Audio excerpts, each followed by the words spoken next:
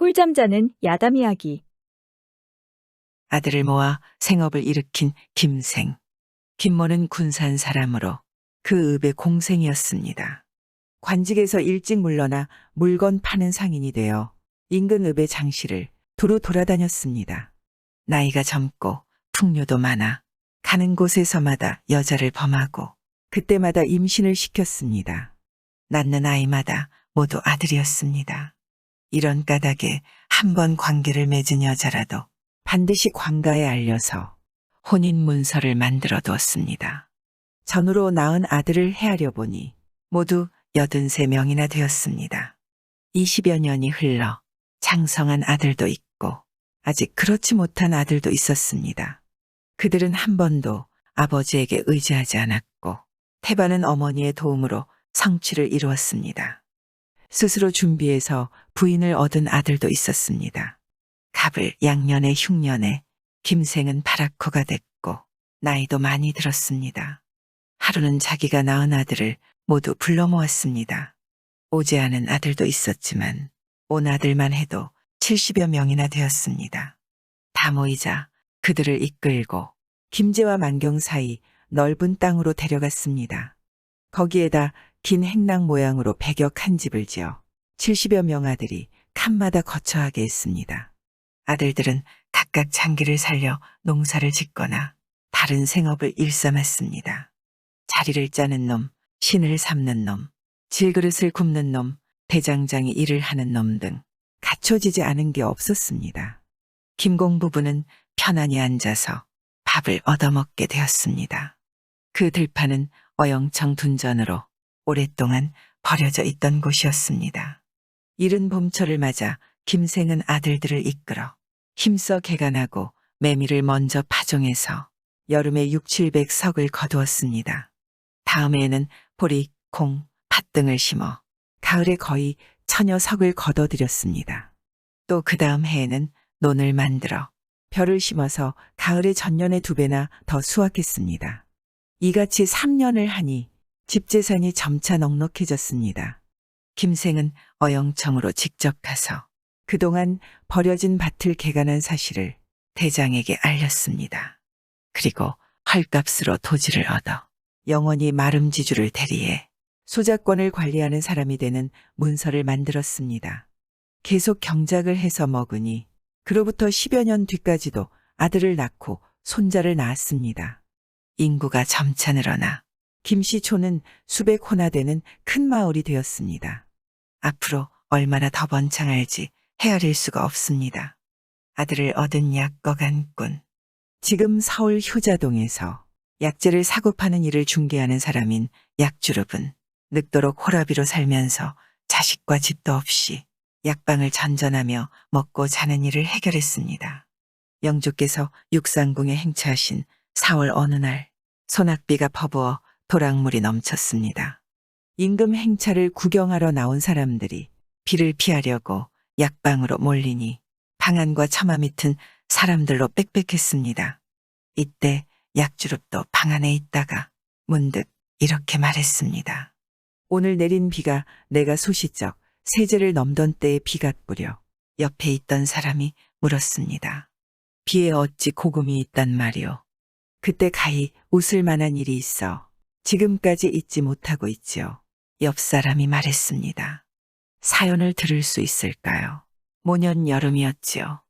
외왕년이 떨어져 내가 빠른 걸음으로 동래부에 가서 사오려 했지요.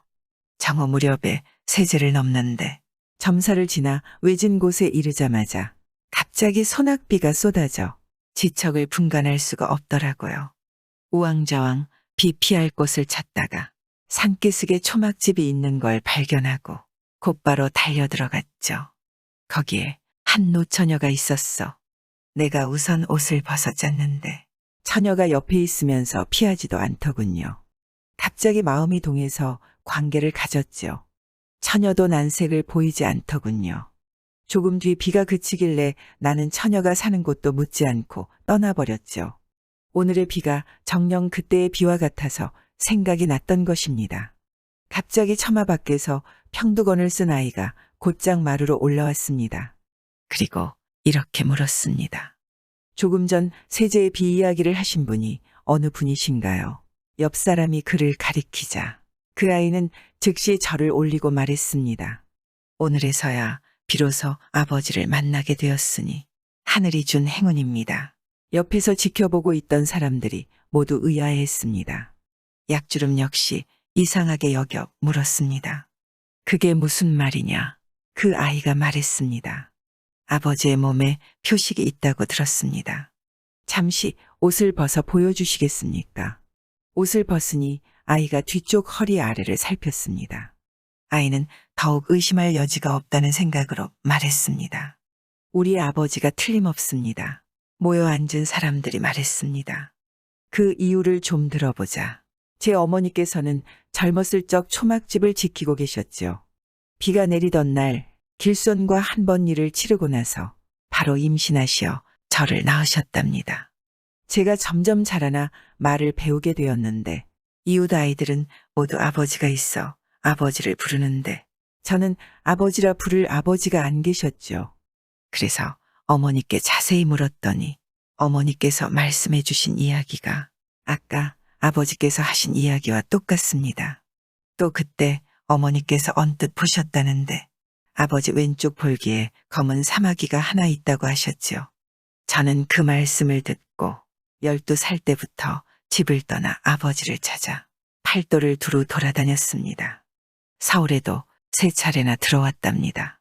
오늘로 6년이 되었는데 다행히도 아버지를 만나게 되었습니다. 하늘이 도와주셨으니 어찌 천만다행한 일이 아니겠습니까? 이어 아버지에게 말했습니다. 아버지께서는 이제 더 이상 서울에 머무실 필요가 없습니다. 바라건대 저와 함께 가십시다. 제가 마땅히 온 힘으로 농사를 지어 봉양하겠습니다. 어머니께서도 지금까지 수절하고 계시고 외가 또한 가난하지 않으니 아침 저녁 끼니 걱정을 하실 필요도 없습니다. 같이 그 광경을 보고 있던 사람들이 혀를 내두르며 다 기이한 일이라고 감탄했습니다. 약방 주인도 내실에 있다가 이야기를 듣고 나와서 말했습니다. 아무개가 아들을 만났다고 하니 세상에 어찌 이같이 희귀한 경사가 있을까. 주위 사람의 마음도 이렇게 뛸 듯이 기쁜데 하물며 당사자의 마음은 어떻겠나? 그러고는 아들과 함께 떠나라고 권했습니다. 약주릅도 기쁘기는 하지만 오래 살던 서울을 졸지에 떠나려 하니 슬픈 마음도 없지 않았습니다. 또 노잣돈도 걱정되었습니다. 아이가 말했습니다. 걱정하지 마세요. 제 행囊속에 돈이 좀 있습니다. 사람들이 전부 따라가라고 힘써 권하면서 행囊 속에 가지고 있던 돈을 모아주니 5, 6냥은 되었습니다. 주인 역시 10여 냥을 주었습니다. 약주릅은 날이 개자 여러 사람과 작별을 고하고 아들과 함께 떠났습니다. 그는 집도 생기고 아내도 생기고 아들도 얻고 먹을 것도 걱정하지 않게 되어 유유자적하게 일생을 보냈다고 합니다. 덕을 베풀어 아이를 살린 이생. 서산 동아미 씨는 무인 집안 중 큰 집안이었습니다. 그 몇 대조 선조 중에 후덕한 군자가 있었습니다. 가을날 대청에 앉아 타작을 감독하고 있었는데 일산을 쓴 풍채 좋은 관원 한 사람이 문 쪽으로 오고 있었습니다. 자세히 보니 작고한 친구였습니다. 친구가 들어와 자리를 잡고 인사를 하자 이생이 물었습니다. 자네는 모년에 이미 황천객이 되었는데 오늘 위풍을 크게 떨치며 이렇게 오다니 자네 아직 인간 세상에 있는가? 내가 인간 세상을 떠난 지 오래되었네. 죽고 나서 명부에서 벼슬을 하게 되었지. 오늘은 서신차사로 호남 땅으로 가는 길이네. 내포에 이르러 평소 정이 생각나. 그냥 지나치지 못하고 잠시 들렀다네. 자네가 이미 천연두를 다스리는 벼슬아치가 되었으니 평소 관대하고 후덕한 자네의 성품으로 보아 악착같이 일을 하지는 않겠지. 물은 남의 집 귀한 자식, 아비 없거나 어미 없는 자식, 영리한 자식, 장래가 촉망되는 자식들은 비록 용서하기 어려운 사연이 있다 하더라도 정성을 다해 용서하고 살려주어 덕을 베푸는 게 좋겠어. 정말 그래 주게나. 두시는 몇 마디 주고받고서 홀연 떠나가며 말했습니다. 돌아가는 길에 또 들르겠네. 마당 가득히 타작을 하던 사람들은 아무도 그를 보지 못했으니 이생 혼자만 보고 이야기를 나눈 것이었습니다. 동짓달이 되자 과연 두신이 또 들렀습니다. 말과 수레에 실은 것이 제법 많았습니다. 이생이 한참 이야기를 나누다가 따라온 사람들을 보니 그 중에 나이가 12세 살쯤 되는 남자아이가 있었습니다. 골격과 용모를 보니 귀한 집 아이인 것 같았고 장래가 촉망되는 상이었습니다. 그러나 등에 지고 있는 짐이 무거워 고통스러운 표정이 역력했습니다. 이생이 물었습니다. 저 아이는 누구 집 아들인데 저렇게 고생을 하는가? 두신이 대답했습니다. 저 아이는 호남 모읍 김씨 집 아이인데 사정이 불쌍하고 가련하기는 하지만 우리 실정이 워낙 안 좋아 어쩔 수 없이 잡아가는 것이네. 이생이 말했습니다. 그 이유나 들어봄세. 저 아이는 형제가 없는 외동이지. 3대 과부의 자식이기도 하고 그 집도 가난하지 않고 나 역시 측은히 여겨 순한 병만 주고 별 잡탈 없이 떠나려 했네. 그런데 송신하는데 선물이 너무 많았다네. 저승의 관례상 하나도 남김없이 다 수송하지 않을 수가 없어. 일행 중에 다른 말이 없고 또 짐을 질 사람도 없으니 부득불 저 아이를 짐꾼으로 잡아가게 되었다네. 이생이 말했습니다. 참 안타깝네 그려. 자네가 어찌하여 이와 같이 차마 하지 못할 짓을 하게 되었는가. 저 아이 집에서는 두신이 무사히 나가주시는 것에 감사해서 보답하는 마음으로 선물을 풍성하게 올렸지. 그런데 그 선물을 받고서 오히려 아이를 잡아가니 자네의 인자하지 못함이 어찌 이리도 심한가. 우리 집에 말 한 필이 있으니 지금 당장 주겠네. 아이 짐을 대신 지게 하고 아이는 본가로 보내줄 수 있겠나. 두신이 대답했습니다. 그렇게 하세. 무슨 어려움이 있겠나. 그러자 이생은 마구간에서 말 한 필을 끌고 왔습니다. 잠시 뒤 말이 죽었습니다. 두신은 아이가 지고 있던 물건들을 말 등에 옮기고 아이는 보내주었습니다. 이어서 작별 인사를 하고 떠나니 홀연 보이지 않았습니다. 몇 달 뒤 이생이 한가롭게 앉아 있는데 부인이 탐감아가 문 안으로 들어왔습니다. 이생이 이상하게 여겨서 물으니 전라도 모읍 김생가의 안 사람이라 했습니다. 그 까닭을 물으니 이렇게 답했습니다. 저희 집 아이가 주인 댁에 은택을 입어 다행히 회생했습니다. 바라건대 이 댁의 몸을 의탁해 함께 살려고 아이를 데려왔습니다. 이생이 말했습니다. 어떻게 그 일을 이리도 훤하게 하시오. 우리 아이가 무사히 천연두를 겪고 송신을 했는데 갑자기 기가 막혀 죽었습니다. 초빈을 하고 며칠이 지났는데 초빈에서 연기 같은 기운이 일어났지요. 가서 파본이 어물했던 줄이 모두 풀어지고 아이가 갑자기 일어나 앉아서는 두신이 서산동암 이생원님 댁에 들어가 말을 주고받은 일과 우리 아이 대신 말을 보낸 일을 역력히 이야기해 주었습니다. 그 어머니와 할머니가 이공의 은덕에 깊이 감격하여 뼈에 새겨 있지 못했습니다. 아이를 데려오고 집안의 온 물건을 다 옮겨와 의탁할 곳으로 삼고자 합니다. 이생은 개울을 사이에 두고 인접한 곳에 집을 마련해주고 아이에게는 일시 성을 주었습니다. 그 후예들이 번성해서 오늘날 큰 가문이 되었습니다. 이에 따라 동아미 씨에는 천좌와 천우 두 파가 생겼다 합니다. 해란강의 유래, 용정진에서 맑고 맑은 강을 따라 서남쪽으로 한참 올라가면 강을 사이에 두고 오른쪽에는 비암산이 우뚝 솟아 있으며 왼쪽에는 주암산이 창공을 떠이고 서 있었습니다. 아득한 옛날 강을 사이에 두고 비암산과 주암산 기슭에는 의족해 사는 두 마을이 있었습니다. 양쪽 마을 사람들은 모두 이 강물에 애워 농사짓는 사람이 아니면 고기를 잡아 사는 어부였으므로 이 강물을 제 목숨처럼 아꼈습니다. 비암산 기슭마을에는 인물이 곱고 고기금을 잘 뜨는 란이라는 처녀가 있었고 주암산 기슭마을에는 힘이 세고 농사일 잘하는 해라는 총각이 있었습니다. 해와 란은 늘 함께 배를 타고 고기를 잡거나 밭에 나가 일도 같이 하곤 하였습니다. 그들은 일터에서 정이 들어 날따라 그 정이 두터워져 갔습니다. 어느 해 늦가을이었습니다. 두 마을 사람들은 지은 곡식을 산처럼 쌓아놓고 강에서 잡은 고기를 알뜰히 말려 두rum지어 쟁여놓고 엄동설안을 보내려 하였습니다. 그런데 어느 날 갑자기 하늘에 먹장구름이 내리덮이고 번개와 우레가 요란하더니 폭풍우 속에서 웬 악마가 나타났습니다. 악마는 대가리에 뿔이 2개 나고 온몸은 털로 덮여 있었습니다. 험상궂은 악마는 말을 타고 1000근짜리 장도를 한 손으로 휘두르며 달려와서 대성지로 하였습니다. 천하의 땅은 모두 내 것이로다. 악마는 양식과 말린 고기를 모두 떨어가고 또 두 마을에서 미녀까지 납치해 갔습니다. 마을 사람들은 이 힘골센 악마를 물리칠 궁리가 금시 생각나지 않아 그저 바람처럼 날아가는 악마를 보고만 있었습니다. 겨울이 왔습니다.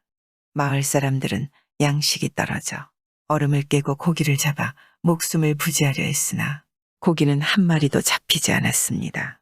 어부들이 물속을 기우시 들여다보았더니 거울처럼 맑던 강물이 들죽처럼 흐렸으니 고기인들 어떻게 흐린 물속에서 살 수 있으라.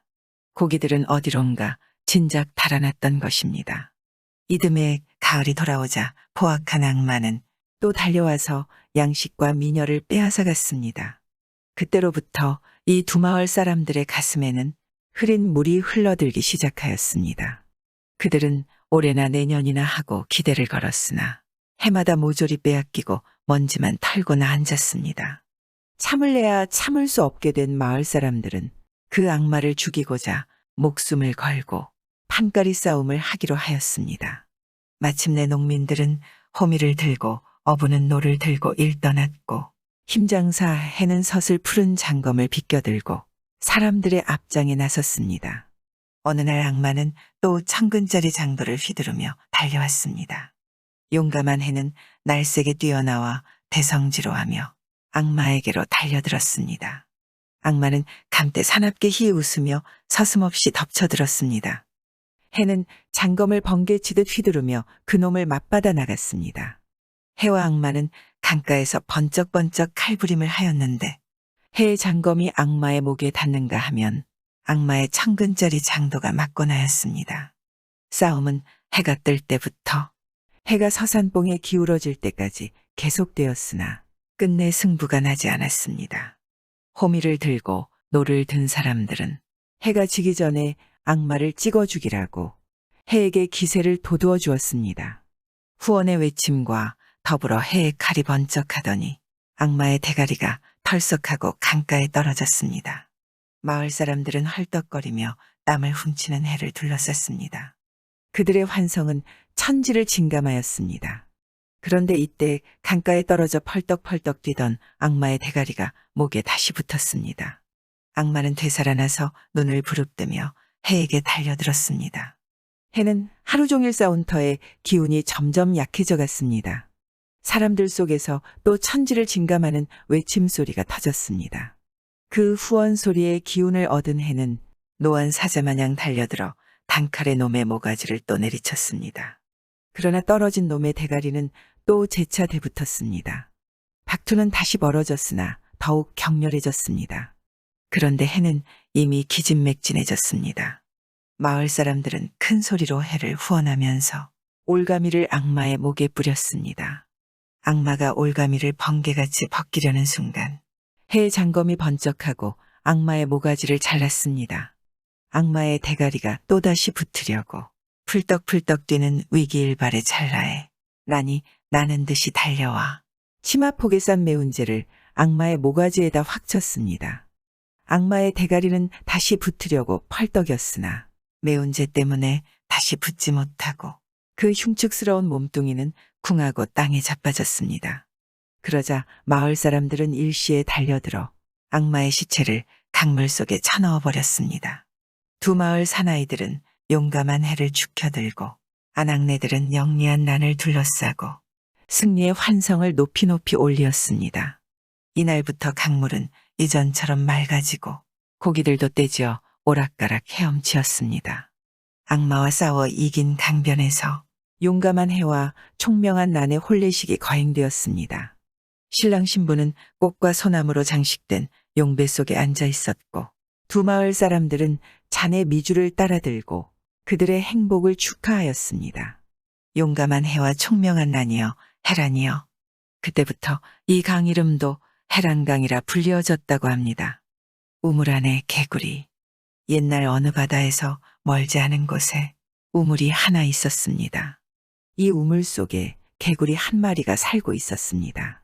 개구리는 이 작은 우물 속에서 물벌레들을 잡아먹으면서 자유롭게 살았습니다.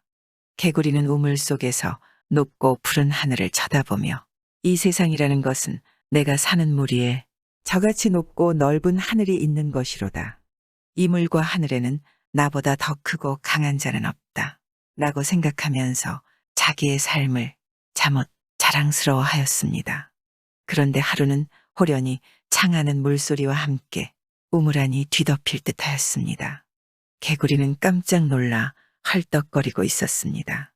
얼마 후 요란스럽던 우물이 잔잔해져서야 개구리는 정신을 가다듬고 주위를 살펴보았습니다. 어디서 왔는지 우물을 거의 덮을 것 같은 큰 놈이 쭈그리고 앉아 있었습니다. 생전 처음 보는 놈으로 저보다 몇 곱절 큰 놈이어서 더럭 겁이 났습니다. 놀란 가슴을 가다듬고 한참 생각하여 보니 이 세상에는 저보다 더 센 자가 없겠는데 웬 놈인가 하여 그 앞으로 뛰어나가면서 이놈아 너는 어떤 놈이기에 내 허락도 없이 이 나라로 왔느냐? 라고 꾸짖었습니다. 개구리의 꾸짖음이 너무 어처구니 없고 또한 가소롭기 짝이 없다고 여긴 거북은 잠잠히 눈만 껌뻑거리다 한 발을 덥석 들어 개구리를 누르면서 이 당돌한 놈아 내가 무슨 주인이란 말이냐? 라고 욕을 했습니다. 개구리는 거북의 한쪽 발에 눌리워서 배가 터질 것 같고 숨도 쉴 수가 없어서 제발 살려달라고 애걸하였습니다. 거북은 그제서야 다리를 들어 그를 놓아주었습니다. 노연한 개구리는 혼비백산하여 다시는 더 어쩔 엄두도 못 내고 그 앞에 끌어앉아 빌면서 공손히 물었습니다. 대왕께서는 이 나라 하늘에서 오셨는지요? 조남은 뉘대기십니까? 내가 무슨 대왕이란 말이냐? 나는 하늘에서가 아니라 바다에서 왔는데 거북이라 한다. 거북의 말을 듣고 개구리는 우물 안을 한 바퀴 휘 돌아다니고서 큰 소리로 물었습니다. 거북님이 대왕이 아니라면 당신이 사는 그 바다라는 곳은 어디 있으며 그 바다는 이 나라보다 더 큽니까? 그리고 당신보다 더 힘센 자가 있단 말입니까? 거북은 너무 어이없어서 뾰족한 대가리를 찔룩거리며 냉소하였습니다. 이것이 무슨 나라란 말이냐? 이는 육지에 있는 우물이다. 육지의 우물이란 것은 세상에 비하면 이 우물 속에 물 한 방울만도 작은 것에 불과하다. 내가 사는 바다는 육지보다도 3배나 더 크다. 그런데 육지와 바다에서는 나 같은 것을 한 입에 10마리 100마리라도 통째로 삼키는 큰 짐승이 있을 뿐만 아니라 내가 사는 우물을 100개라도 마시는 거물들이 부지기수이다. 개구리는 거북의 말을 듣고 한참 눈알을 꺼벅거리면서 무엇인지 생각하였습니다. 세상에 제 사는 곳을 자랑하지 않는 자 없구나. 개구리는 이렇게 혼잣말하면서 세상이 크고 괴물이 많다는 것을 고지 듣지 않았습니다. 거북은 너무 어처구니 없어서 내 놈은 이 우물 안에서만 살다 보니 이 우물 안 밖에 모른다. 너에게 아무리 말해주어도 너는 이 우물에다 비할 뿐이다. 그러니 너에게 넓은 세상을 보여줄 터이니 내게 엎혀라. 고하였습니다.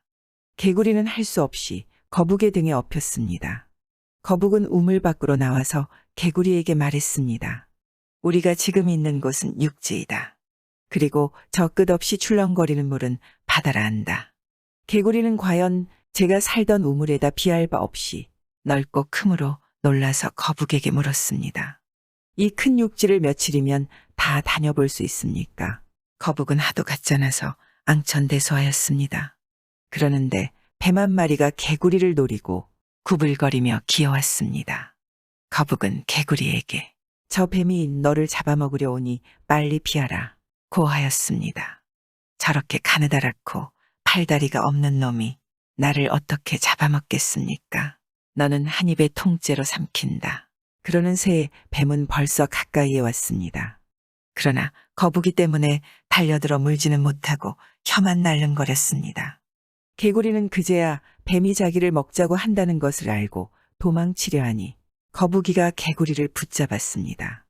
그러는데 큰 황새 한 마리가 날아와서 긴 주둥이로 뱀의 목을 집어물고 훨훨 날아가 버렸습니다.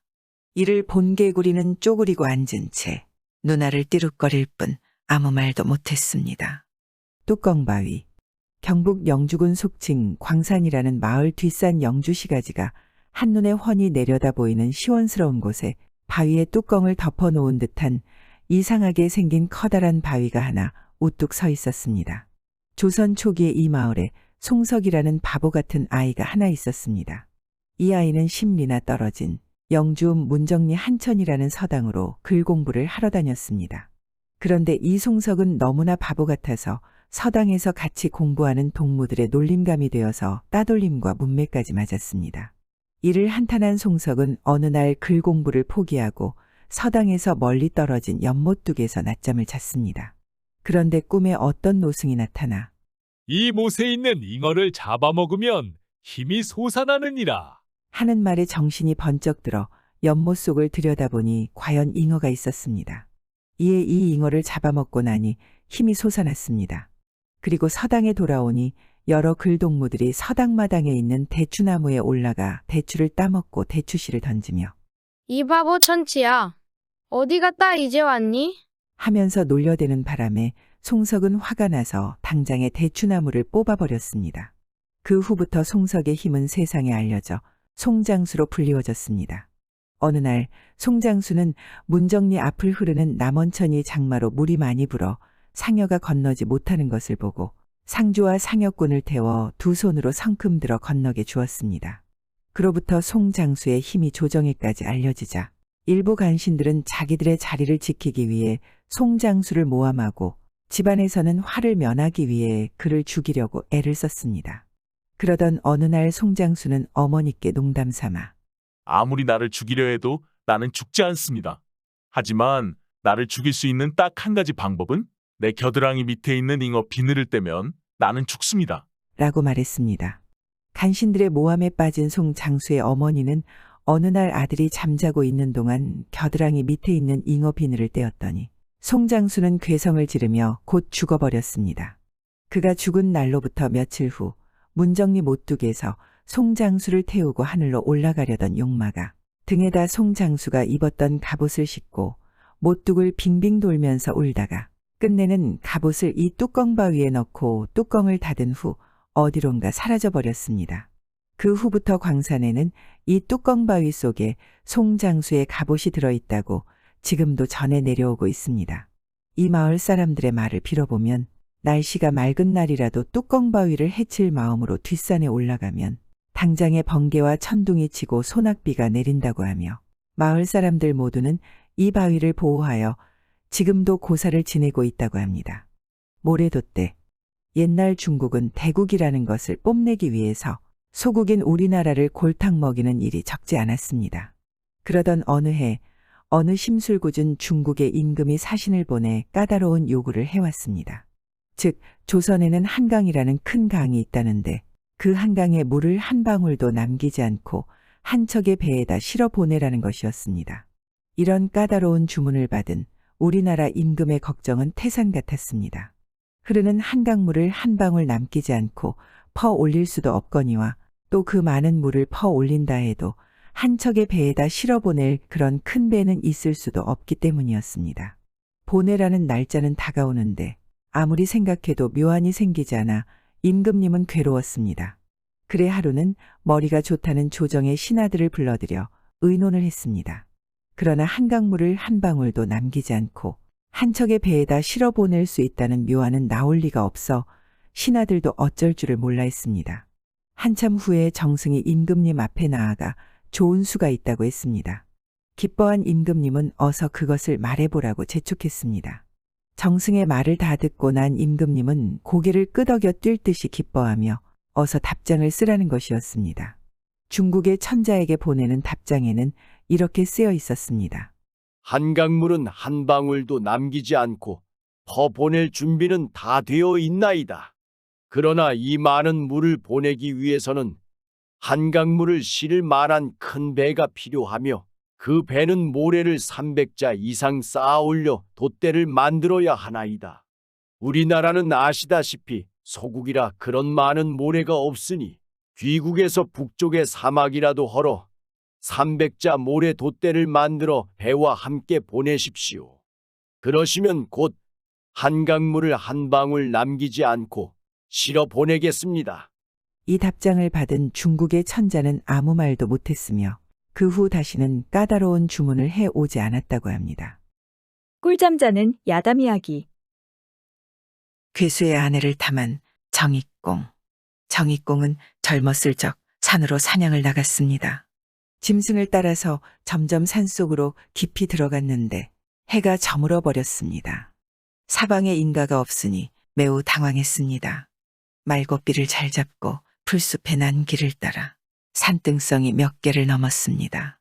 한 곳에 도착하니 산이 우묵한 곳에 큰 기와집 한 채가 있었습니다. 말에서 내려 문을 두드렸지만 응답하는 사람이 없었습니다. 한참 있다가 한 여자가 나와서 말했습니다. 이곳은 길손이 잠시도 머물 곳이 못 되니 속히 떠나십시오. 공이 그녀를 보니 나이는 20살쯤 되어 보이고 용모가 잠옷 단아하고 아름다웠습니다. 공이 대답했습니다.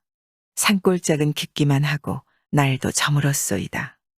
호랑이와 표범이 횡행하는 곳에서 간신히 인가를 찾아왔는데 이렇게 거절할 수가 있소. 이 집에 있다가는 반드시 죽게 될 것이기 때문입니다.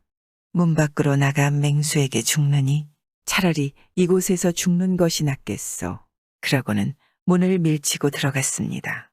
여자도 어찌할 수 없음을 알고 그를 맞아들였습니다. 공은 방으로 들어가 앉아 이 집에 머물 수 없는 이유를 물었습니다. 여자가 말했습니다. 이곳은 적개가 사는 곳입니다. 양갓집 딸인 소첩도 적개에게 잡혀와서 몇 년이나 이곳에 살고 있지만 아직 호랑이 아가리를 벗어나지 못했지요. 때마침 적개가 사냥을 나가 아직 돌아오지 않았지만 밤이 깊으면 올 것입니다. 손님께서 여기 머물고 있는 걸 보면 소첩과 손님은 한 칼에 머리를 내놓아야 할 겁니다. 손님이 누구신지 모르지만 공연히 적개의 손에 죽게 되었으니 어찌 안타깝지 않겠습니까? 공이 웃으며 말했습니다. 죽을 때가 다가와도 밥은 거를 수 없죠. 저녁밥을 얼른 좀 가져다 주시오.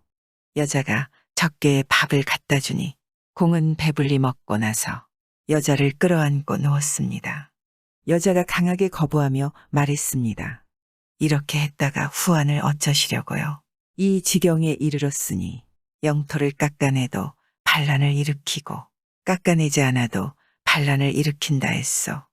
고요한 밤 아무도 없는데 남녀가 한 방에 있으니 설사 서로를 멀리한들 누가 그걸 믿어주겠소. 죽고 사는 건 운명이니 이를 두려워하고 걱정한들 무슨 도움이 되겠소. 마침내 둘은 관계를 가지니 엎치락뒤치락 마음껏 즐겼습니다. 식경이 몇 차례 지나자 홀연 문 두드리는 소리가 나고 짐을 내려놓는 소리도 들렸습니다. 그녀는 몸을 떨며 얼굴에서 핏기가 사라졌습니다. 적개가 왔어요. 이를 어째요. 공은 들어도 못 들은 척했습니다. 이윽고 엄청나게 큰 사람이 들어왔습니다. 키가 10척이나 되었고 눈은 강과 같이 패였으며 입은 바다같이 컸습니다. 그 모습이 웅장하고 풍채와 거동은 사나워 보였습니다. 손에 큰 칼을 잡고 있었는데 반쯤 취해 있었습니다. 그는 공이 누워있는 모습을 보고 소리 높여 크게 꾸짖었습니다. 뭐하는 놈인데 감히 여기 와서 남의 철을 겁탈했느냐? 공이 천천히 말했습니다. 산에 들어와 짐승을 쫓다가 날이 저물어 여기에서 기숙했소이다. 적개가 다시 크게 공을 꾸짖었습니다. 너는 참 간도 크다. 그랬다면 사랑에 거처하는 것이 옳거늘 어찌 감히 내 실로 들어와 남의 철을 범한단 말이냐. 이것만 해도 이미 죽을 죄이거늘 너는 나그네로서 주인을 보고도 얘를 갖추기는커녕 누워서 보기만 하니 이게 무슨 도리냐. 죽는 것이 두렵지 않느냐. 공이 웃으며 말했습니다. 이 지경에 이르렀는데 비록 내가 한결같이 깨끗한 마음으로 남녀의 자리를 나누어 앉아 있었던들 당신이 믿어주었겠소. 사람이 이 세상에 태어난 이상 언젠가는 반드시 죽을 테니 죽는 것이 뭐가 두렵겠소. 당신 마음대로 하시오. 적개가 굵은 새끼줄로 공을 묶어서 대들보 위에 매달고 철을 돌아보며 말했습니다. 마루 위에 사냥해 온 산짐승이 있으니 잘 씻어서 구워와라. 그녀는 전전긍긍하며 나가 산돼지, 노루, 사슴 등의 고기를 썰어 잘 익혀 큰 쟁반에 가득 담아내왔습니다. 적개는 또 술을 가져오도록 하여 큰 동이에 든 술을 연거푸 몇 잔이나 마시고 칼을 뽑아 고기를 잘라 씹어 먹었습니다. 그는 다시 고기 한 덩이를 칼끝에 꽂더니 말했습니다. 사람을 옆에 두고 어찌 혼자만 먹겠는가. 곧 죽을 테지만 맛은 보게 해주어야지. 칼끝에 고기를 주니 공이 입을 벌리고 받아먹는데 조금도 걱정하거나 두려워하는 기색이 없었습니다. 적개가 그걸 유심히 살펴보고 말했습니다. 가히 대장부라 부를 만하도다. 그러자 공이 말했습니다. 죽이려면 얼른 죽일 것이지. 어찌 이렇게 시간을 끄시오. 또 무슨 대장부, 소장부 타령을 하시오. 적개가 칼을 던져버리고 일어나서 묶은 것을 풀어주고 공의 손을 잡으며 말했습니다. 당신과 같은 천하 기남자는 처음 보았소이다. 당신은 장차 세상에 크게 쓰이고 나라를 지키는 믿음직한 사람이 될 것이니 내가 어찌 죽일 수 있겠소. 이제부터 나는 당신을 지기로 생각하겠소. 저 여자는 비록 내 처지만 당신이 이미 가까이 했으니 당신의 아내가 되었어. 내가 어찌 다시 가까이 하겠소. 또 창고에 쌓여있는 재물과 비단을 모두 당신에게 줄 테니 사양하지 마시오. 대장부가 세상에서 일을 이루려는데 손에 돈과 재물이 없으면 무엇을 할 수 있겠소. 나는 이제 떠나겠소. 이후에 나에게 큰액이 있을 것이니 당신이 꼭 나를 구해주시오. 적개는 말을 마치자 훌쩍 일어나 떠나가니 가는 곳을 알 수 없었습니다. 공은 그의 말에 여자를 태우고 돈과 비단을 다 내어와 마구간에 있던 말들에 실어갔습니다. 그 뒤 공은 높은 자리에 올랐습니다. 공이 훈련대장 겸 포도대장으로 있을 때 외딴 시골에서 큰 도둑무리의 두목을 잡아 올렸습니다. 공이 그를 다스리려고 그 모습을 자세히 살펴보니 바로 그 적개였습니다. 그래서 지난 일을 임금께 아뢰자 임금이 그를 석방해주고 군관 장교의 사열에 임명했습니다. 그 뒤 적개는 여러 관직을 추천받고 과거에도 급제했으니 지위가 병사나 수사의 직임을 맡는 데까지 이르렀다 합니다. 음사를 철거하고 비단을 불태운 며느리, 원남군의 집안은 대대로 부유했으나 맏아들이 일찍 죽었고 손자와 증손자도 이름을 날렸지만 모두 오래 살지 못했습니다. 자손이 희귀하여 그 집안은 귀신에게 아첨하고 구슬하여 치성을 드렸습니다. 다락방을 신사로 삼고 봄가을에 음식을 마련해 제사를 지냈습니다.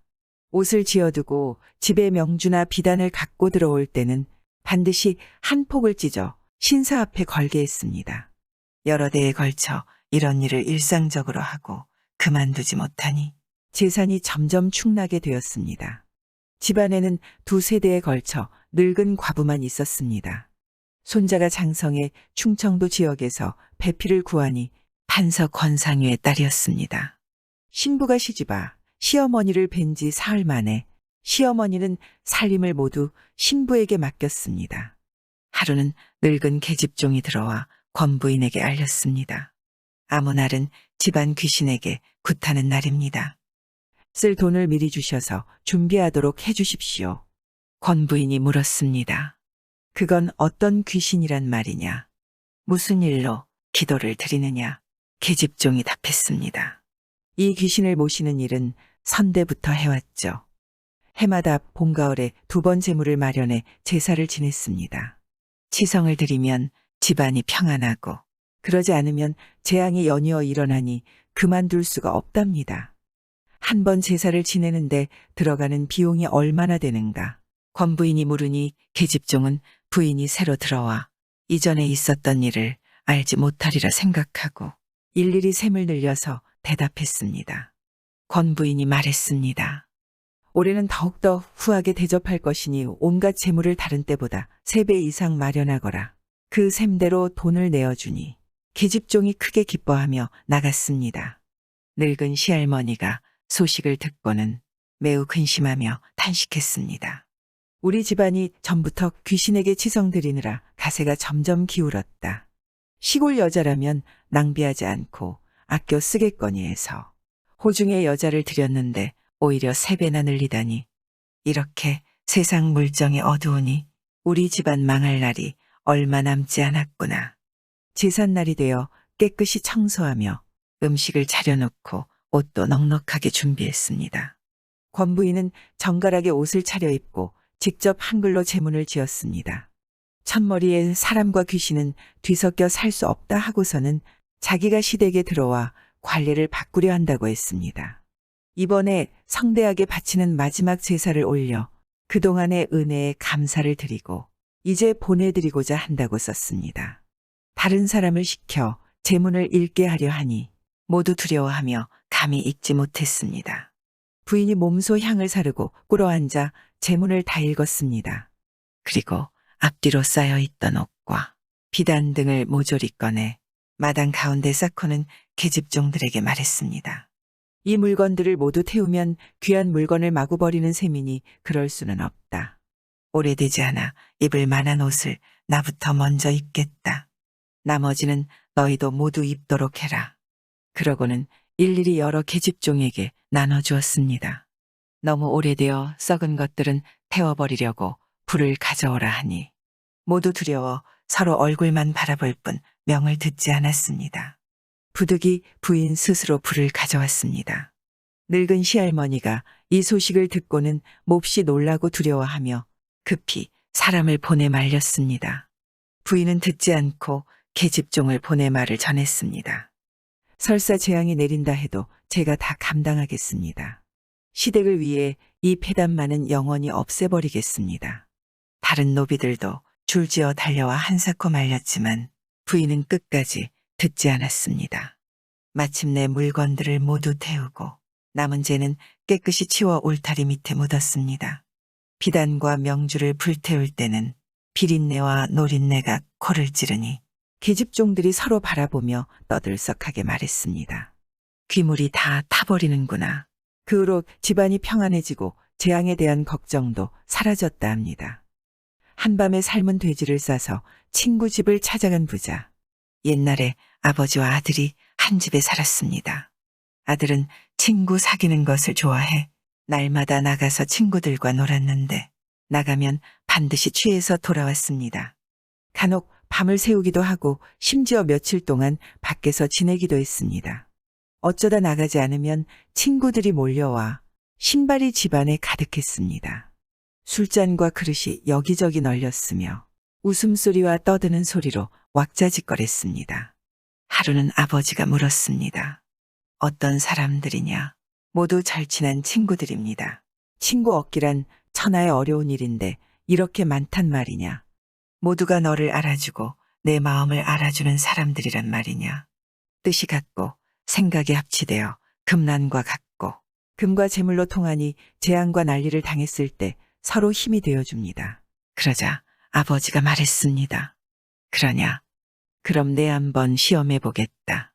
하루는 아버지가 돼지를 잡아 삶아서 털을 뽑아내 하얗게 만들고는 그걸 집자리에 쌌습니다. 새벽종이 울리자마자 아들에게 집자리를 짊어지게 하며 말했습니다. 너와 가장 친한 친구 집으로 가보자. 그 집에 이르러 문을 두드렸습니다. 한참 뒤 사람이 나와 물었습니다. 자네 이리 깊은 밤에 무슨 일로 왔나? 아들이 말했습니다. 내가 불행히도 사람을 죽였다네. 형편이 매우 급하게 되어 시체를 지고 이렇게 왔다네. 부디 나를 좀 도와주게나. 그러자 친구는 겉으로 매우 놀라는 모습에 측은히 여기는 얼굴을 했습니다. 그래, 일단 들어가 도모해 봄세. 하지만 식경을 서서 기다려도 친구는 다시 나오지 않았습니다. 불러도 대답이 없었습니다. 거절하는 뜻이 분명했습니다. 아버지가 탄식하며 말했습니다. 내 절친한 친구가 이 모양이냐. 아들은 그곳을 떠나 다른 친구를 찾아갔습니다. 또 친구에게 말했습니다. 내가 오늘 새벽에 사람을 죽였다네. 사태가 급한지라 이렇게 갑자기 찾아왔다네. 자네와 함께 이를 도모했으면 한다네. 친구는 다른 일로 핑계를 대고 거절했습니다. 아들은 다시 그곳을 떠나 다른 친구를 찾아가서 전과 같이 말했습니다. 그러자 친구가 꾸짖으며 말했습니다. 이는 큰 사건인데 나에게까지 화를 입게 하려는가. 더 이상 말하지 말고 어서 떠나게. 꾸물거리다간 나도 연루될 걸세. 집자리를 짊어지고 서너 집을 더 찾아갔지만 모두 얼굴을 마주하려고도 하지 않았습니다. 아버지가 말했습니다. 내 친구란 게 이 정도밖에 안 되느냐? 내게 친한 친구 한 명이 있다. 아무 동에 살고 있는데 못 본 지 10년이나 되었다. 일단 거기로 가보자. 그 집으로 가서 문을 두드리고는 아들이 친구들에게 말한 것과 똑같이 말했습니다. 그러자 그 사람이 깜짝 놀라며 말했습니다. 일단 여기 머물게나. 곧 동이 트고 사람들이 나타날 걸세. 급히 이끌어 자기 집으로 들어가 몸소 도끼와 삽등을 꺼내 침실의 온도를 파서 시체를 감추려 하며 말했습니다. 자네도 나를 도와 힘을 합치세. 꾸물거리면 사람들이 볼 걸세. 아버지가 웃으며 말했습니다. 괜히 놀라지 말게. 온돌도 부술 필요가 없다네. 집자리로 싼 것을 가리키며 말했습니다. 저건 돼지이지 사람이 아니라네. 이어 그간의 일에 대해 한바탕 상세히 이야기해 주었습니다. 그러자 친구도 삽을 던지고 웃었습니다. 서로 손을 잡아 이끌고 방으로 들어갔습니다. 술 여러 병을 사오고 돼지도 썰어 먹으며 여러 해 동안 쌓인 회포를 풀었습니다. 얼마 뒤 작별을 고하며 말했습니다. 언제 또 만날 수 있을지 모르겠네. 서로 통하는 것은 한 점 영서밖에 없네 그려. 그러고는 아들을 데리고 집으로 돌아왔습니다. 아들은 매우 부끄러워하며 다시는 친구 사귀는 것에 대해 이야기하지 못했습니다. 병풍에 물을 뿌린 한석봉. 한호가 일찍이 조천사를 따라 영경에 갔습니다. 그때 한재상이 검은 비단으로 장자를 만들어서 화당에 걸어두고 천하 명필을 모아 글씨에 능한 자에게 장차 후한상을 내리고자 했습니다. 한호도 가보았는데 장자가 현란한 빛을 내고 있었고 족제비 수염으로 만든 붓이 유리그릇에 담긴 이금 속에 놓여 있었습니다. 글씨로 이름난 사람 수십 명이 서로 쳐다보기만 하고 감히 나서지 못했습니다. 한호는 글을 쓰려는 흥이 일어나 참지 못하고 나서서 붓을 잡았습니다. 그러고는 이금 속을 휘젓고 갑자기 붓을 휘둘러 뿌렸습니다. 장자 가득히 얼룩이 졌습니다. 보던 사람들이 크게 놀랐고 주인도 화가 치밀어 올랐습니다. 한호가 말했습니다. 걱정하지 마시오. 나 역시 동방명필로 불린다오.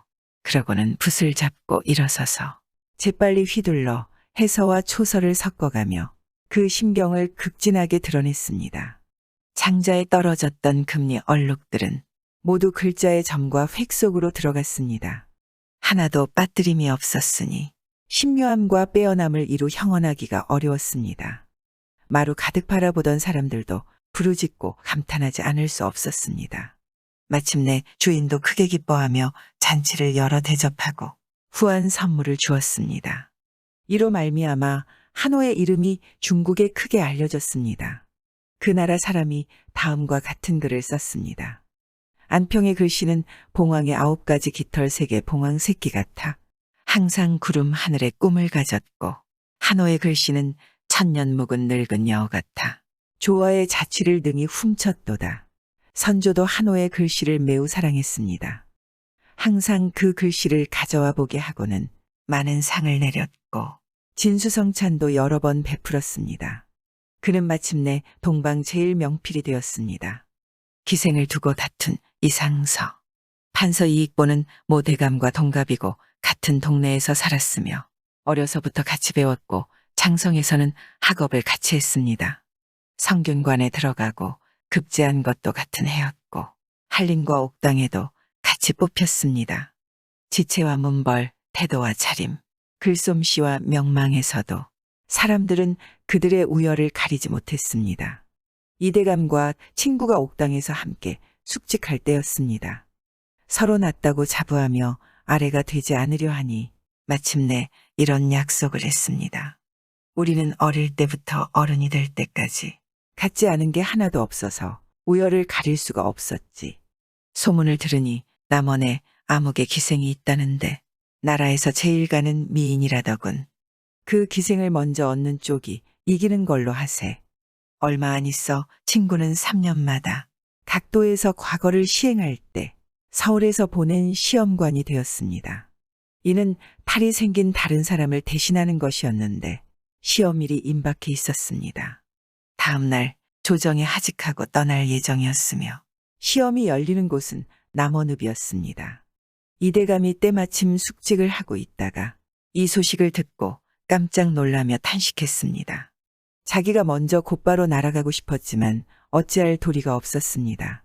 심히 개탄하며 지금 형편으로 보면 친구에게 으뜸 자리를 빼앗기게 생겼으니 이를 어쩐담 하면서 혀를 찾고 분통이 터질 것 같아 밤새도록 잠을 이루지 못했습니다. 다음 날 새벽 친구는 시관이 되어 하직 인사를 하고 의기양양하게 이대감이 숙직하는 곳으로 찾아와 그의 길을 꺾어주려 했습니다.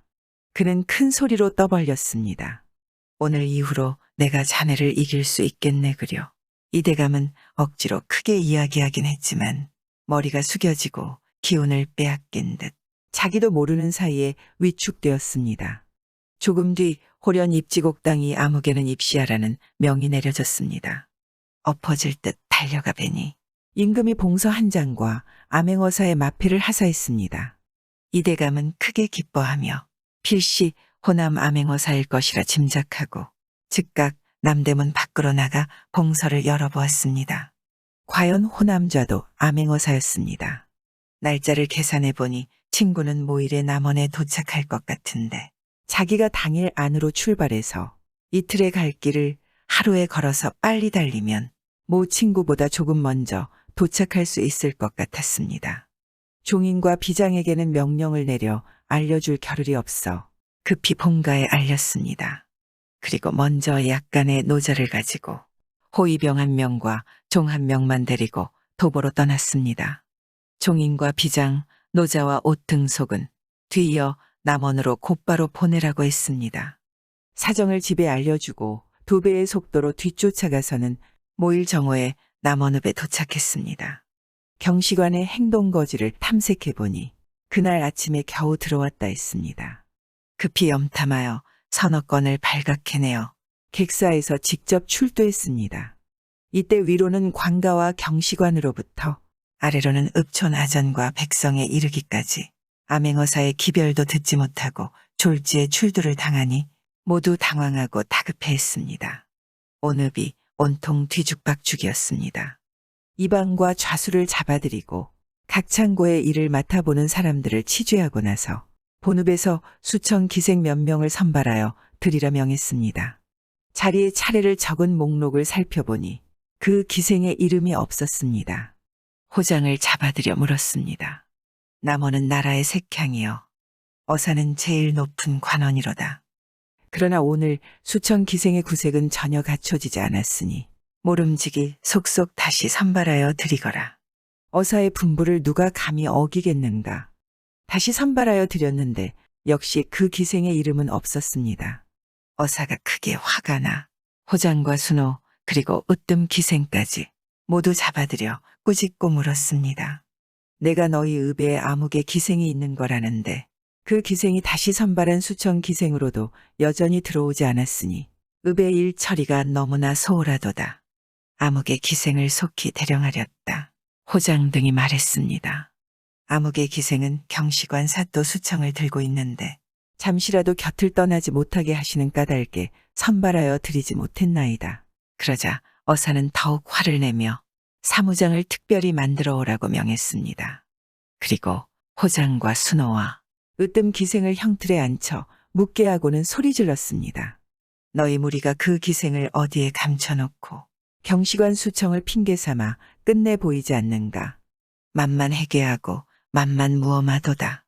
즉각 대령하지 않으면 너희 무리는 형장 아래서 죽게 될 것이다. 그러고는 매질 잘하는 자를 뽑아서 10대 안에 때려 죽이라고 명했습니다. 위풍이 늠름하고 호령이 추상 같으니 온 읍 사람들이 몸서리쳤습니다. 호장과 순호와 으뜸 기생의 집안 사람들과 집안 각 부군의 향리, 장교, 군노와 사령들이 모두 경시관 하처로 몰려가 눈물을 흘리며 호소했습니다. 세 사람의 생명이 지금 경각에 달려 있습니다. 엎드려 애걸하건대 경시관 사또께서는 불쌍히 생각해 주시어 사람 살리는 은덕을 크게 베풀어 주옵소서. 잠시 암흑의 기생을 내어주시면 어사또께 잠깐 보여 벌을 면하고 어사또의 위엄이 조금 누그러지기를 기다렸다가 저녁 무렵을 틈타 다시 데려와 수청을 들게 하겠사옵니다. 부디 잠시 외출을 허락해 주시어 장차 죽을 목숨들이 온전할 수 있도록 해주시기 천만 축원하고 축원하나이다. 경시관은 죄 없는 그들이 죽는 것을 참아보고 있을 수만은 없었습니다.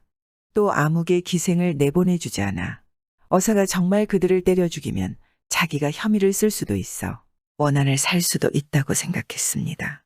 어사라는 사람이 누군지는 모르지만 기생 하나 때문에 평생 껄끄러울 일을 만든다면 그 역시 불미스러운 일이었습니다. 그래서 기생을 내어주며 말했습니다. 너희가 죽을 것을 염려하여 특별히 잠시 내어주니 어사에게 보이고 나서 즉각 데려와야 하느니라. 그들이 대단히 기뻐하며 백배살이하면서 말했습니다. 높으신 덕이 하늘 같아서 끊어질 목숨을 보존하게 되었습니다. 한번 보이고 나서 어찌 데려오지 않겠나이까. 마침내 기생을 데리고 가서 어사에게 보였습니다. 어사는 크게 기뻐했습니다. 기생을 보니 과연 절세미인이었습니다. 아전과 노비들을 내보내고 주위 사람들을 다 물리쳤습니다. 대청 가운데 큰 병풍을 둘러치고 기생을 안으로 끌고 들어가 남만이 희롱했습니다. 운후의 일이 끝나자 가마를 들이게 하여 자신이 타고 기생은 뒤를 따르게 하여 곧바로 경시관의 하처로 향했습니다. 대청 가까이 가서 부채로 얼굴을 가리고는 가마에서 내렸습니다. 친구의 자를 부르며 말했습니다. 이제 과연 어떠한가? 내가 드디어 통쾌하게 이겼다네. 경시관은 암행어사 출두 소식을 듣긴 했으나 어사가 어떤 사람인 줄은 알지 못하고 있었습니다. 자기가 내려올 때 이대감은 옥당에서 숙직하고 있었으니 오늘 이렇게 행차한 것이 더욱더 뜻밖이었습니다. 그는 오늘 예상 밖의 만남에 경악했습니다. 또 기생을 선점당해 으뜸 자리를 빼앗겼으니 더욱더 분통을 이길 수가 없었습니다. 얼굴빛이 흑색이 되어 거의 기절할 뻔했습니다. 대개의 임금이 이대감과 친구가 서로 약속한 일을 들은 까닭에 경시관이 하직하는 날 이대감을 암행어사로 특별히 보내 기생을 차지하려 경쟁하게 했던 것이라 합니다. 남의 충문을 읽은 산골 백성. 옛날에 재상의 아들이 있었습니다. 길을 나섰다가 깊은 산골에 이르러 날은 저물고 주점은 멀기에 한 농가에 묵게 됐습니다. 그 집에서는 개와 돼지를 잡아 푸지게 삶고 있었습니다. 재상의 아들이 이유를 물으니 그날 밤 제사가 있기 때문이라 했습니다.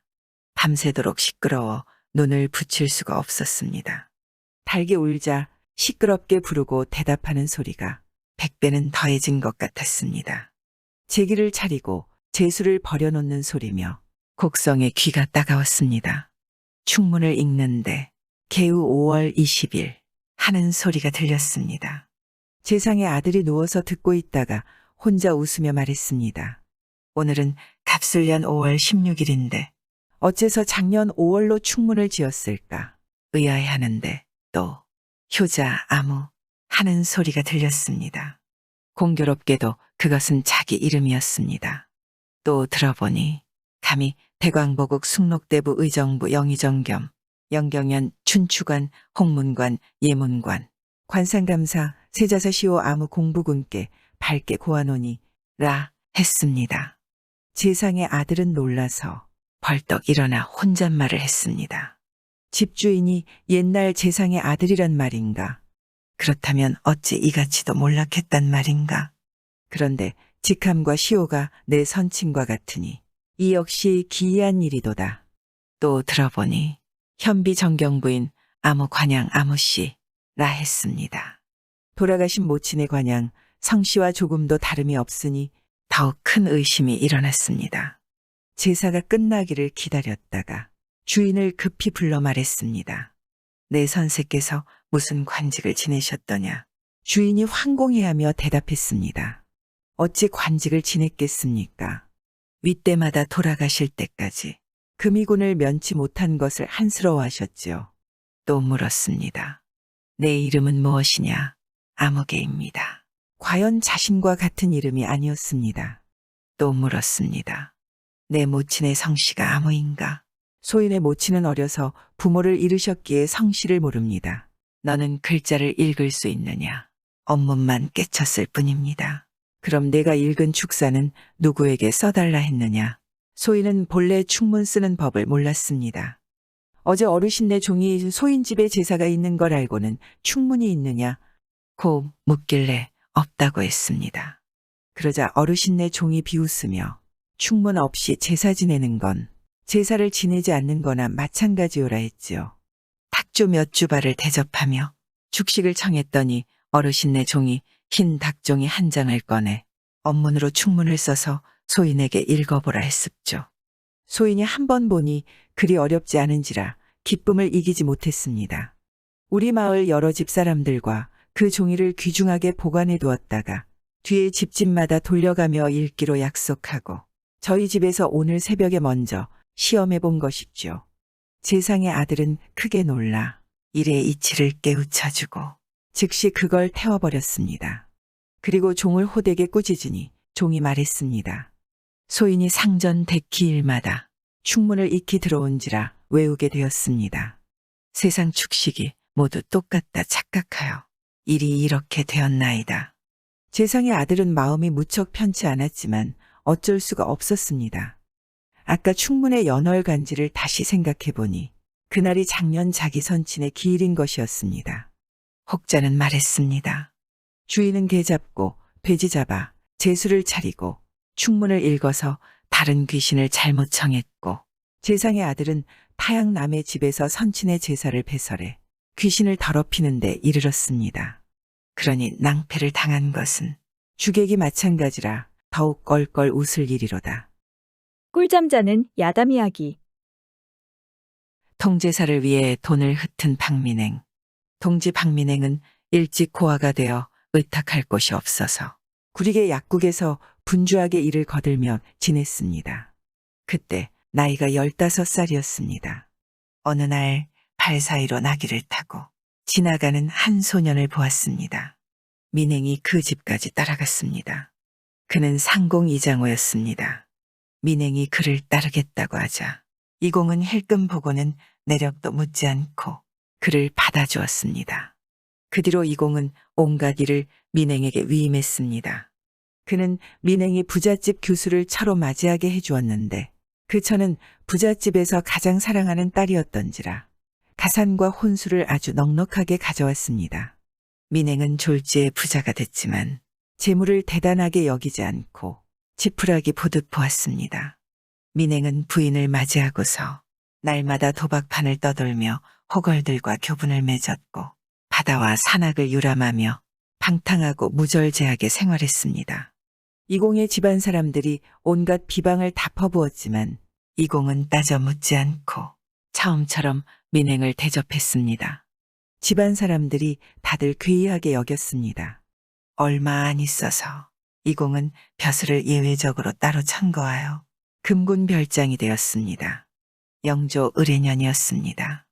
통제사를 국청으로 잡아 올리려고 특별히 임금이 직접 이공을 통제사로 임명하고 바로 그날 급히 내려보내서 전 원수를 잡아오게 했습니다. 이공은 성 밖으로 나오자마자 자기 집에 알렸습니다. 민행을 불러 어서 행장을 갖추고 나를 따르게 하라. 이때 이 이공 집에는 빈객이 구름같이 많았는데 모두 혀를 차며 말했습니다. 위태롭고 의혹에 가득 찬 시절에 공께서는 왕명을 받아 상황을 예측할 수 없는 곳으로 부임하게 되었는데 오직 파랗고 하나만 데리고 가려 하시니 어찌 그리 세상 물정을 모르십니까?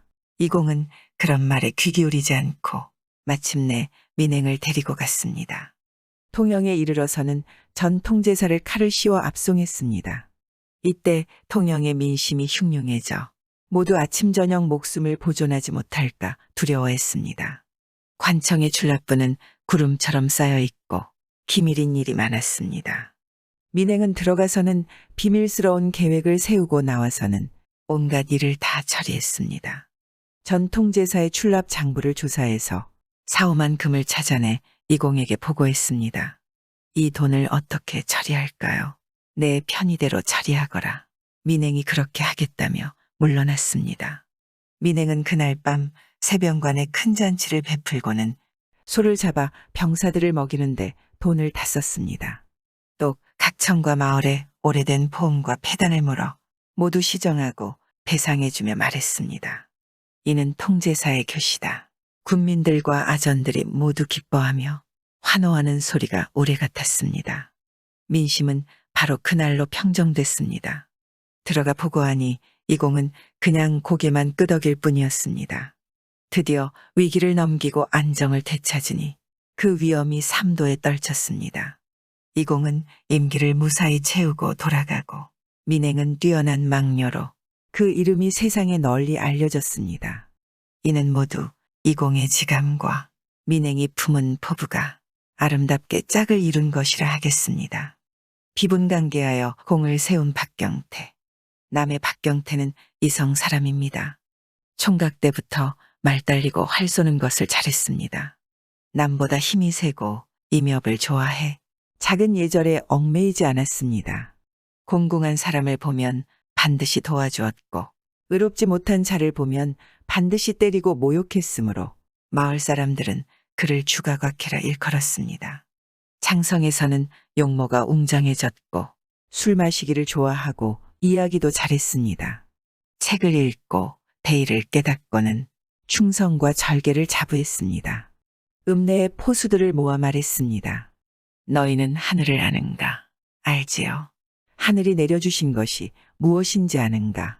하늘이 생명을 주시지 않았다면 우리가 어찌 태어났겠습니까? 임금은 하늘 대신 하늘 노릇을 하시는 분이다. 임금이 안 계신다면 어찌 살아가겠는가? 사람이 짐승과 다른 점은 충효를 아는 것이다. 이것을 알지 못한다면 어찌 사람이라 할 수 있겠는가? 지금 마천령 이북 밖은 난리의 고통을 알지 못하고 아는 번다의 세금 걷는 일이 없어 부자 형제가 먹는 밥과 마시는 물은 모두 임금이 내려주신 것이다. 그러나 한 줄기 강물 건너에는 오랑캐가 있다. 만약 하루아침에 예측 못한 변이 일어나면 너희는 능히 나라를 위해 충성을 다하고 죽을 수 있겠는가? 무리가 모두 공의 뜻에 감격하여 발을 구르며 말했습니다. 오직 명령대로 따르겠습니다. 마침내 위급한 때가 닥치면 한방면을 도맡을 요량으로 100명을 비밀리에 임명해 두었습니다. 이는 그의 천성이 시킨 것이었습니다. 묵과의 급제에 아오지 만호가 되었습니다. 임지로 떠나려는데 모두 금이 환영한다고 말했습니다.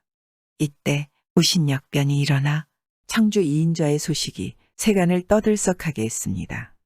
영남과 마천령 서쪽의 지방에서도 반란군이 덩달아 일어나니 위아래가 도망쳐 숨고 놀라 떨며 어찌해야 할 바를 몰랐습니다.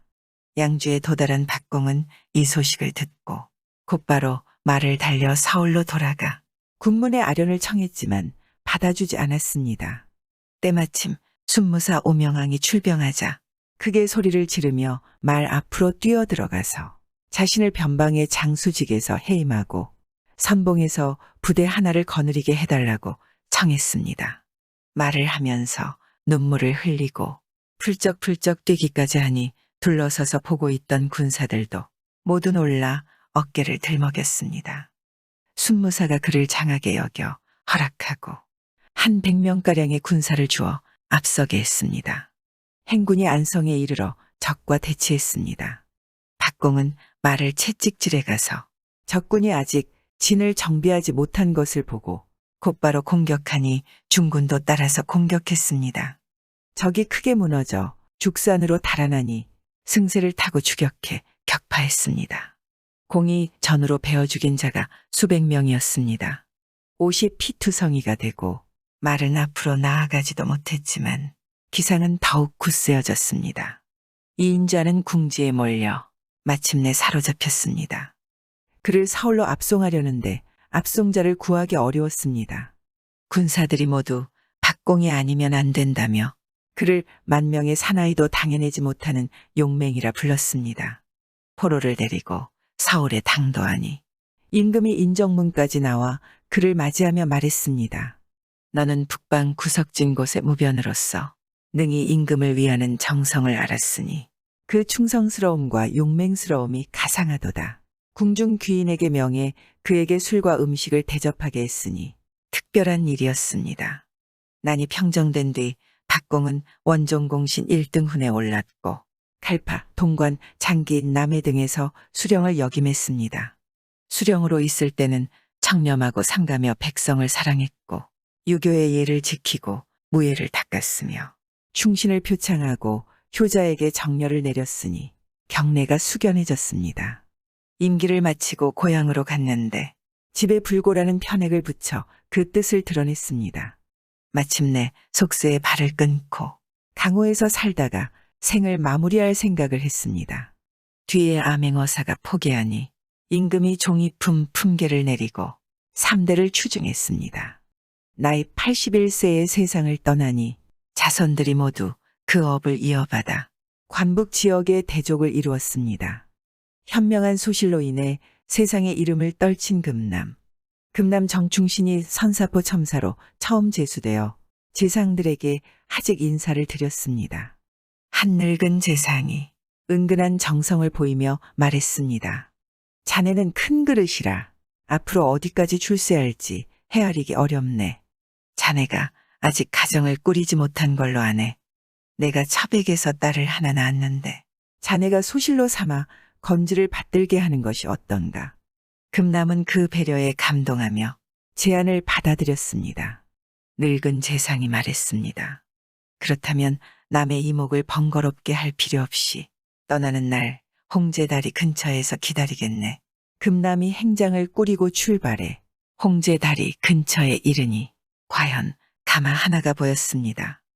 행장을 산뜻이 차린 가마가 가뿐히 오더니 선사포로 가는 행차인지 물었습니다.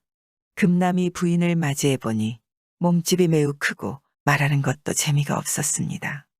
속았다고 자탄했지만 그때는 이미 어쩔 수 없었습니다. 억지로 동행해 선사포에 이르러서는 음식만 장만하게 했을 뿐 그녀를 돌아볼 마음이 전혀 없었습니다. 어느 날 저녁 영문에서 기밀 관문이 도착했기에 열어보니 이렇게 적혀 있었습니다. 상의할 군무가 있으니 성화같이 달려오시오.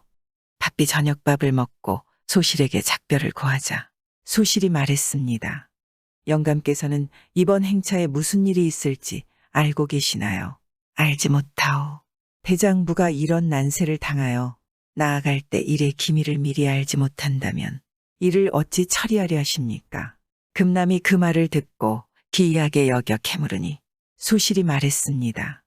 반드시 이런 일이 있을 텐데 그러면 이러저러하게 응하세요. 그러면서 붉은 비단으로 만든 찰릭을 꺼내주었는데 금남이 입어보니 몸에 딱 맞으므로 매우 놀라 기이하게 여겼습니다. 말을 달려 영문에 이르니 순사가 주위 사람들을 물리치고 말했습니다. 지금 중국 사신이 돌아가는 길에 이 성에 머물면서 은만 양을 요구하고 있네. 들어주지 않으면 감사의 목을 베겠다 한다네. 일은 급한데 만냥 마련하기도 어려우니 100번 생각해도 그대가 아니면 응변하기 어려울 것 같아. 이렇게 오시게 했다네. 금남이 밖으로 나와 영광정에 앉았습니다. 영교중 영리한 자를 불러서 귓속말을 한참 했습니다.